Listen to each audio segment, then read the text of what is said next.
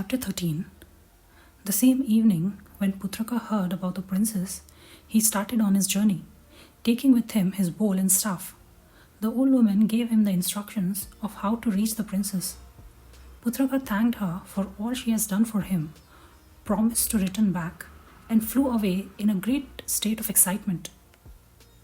The old woman watched him till he was quite out of sight, and then went sadly into her lonely home, wondering if she would ever see him again. It was not long before Putraka came in sight of the palace. It was a beautiful night, and the moon was shining full upon the room in which the princess was asleep.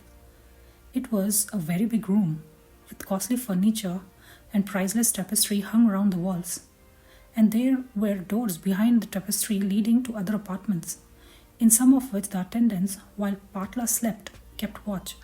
No one thought of guarding the windows, as they were so high that only a bird could reach them. The young king alighted on the ledge of the window of the prince's room and looked in. There, on a golden bed, among soft cushions and embroidered coverings, lay the most lovely creature he had ever seen, so lovely that he fell in love with her at once and gave a loud cry of delight. This woke the princess up and was about to scream in her terror at seeing a man looking at her from the window, when Putraka, with the aid of his magic staff, made himself invisible.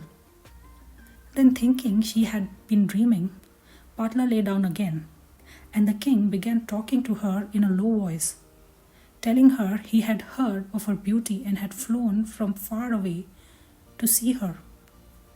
He begged her to allow him to show himself to her, and added, "I will go away afterwards, if you wish it." Putraka's voice was so gentle, and it seemed to Patla so wonderful that a man could fly and make himself invisible, that she was full of curiosity to see him and find out all about him. So she gave him consent, and immediately afterwards the young king stood within the room, looking so noble and so handsome that she too fell in love at first sight. Putraka told her all about his life and adventures, which interested her very much.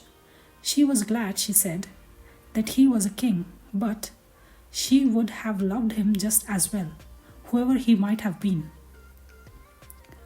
After a long talk, Patla begged him to leave her for fear her attendants should discover him and tell her father about him.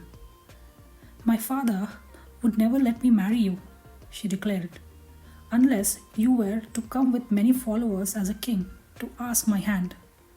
And how can you do that when you are only a wanderer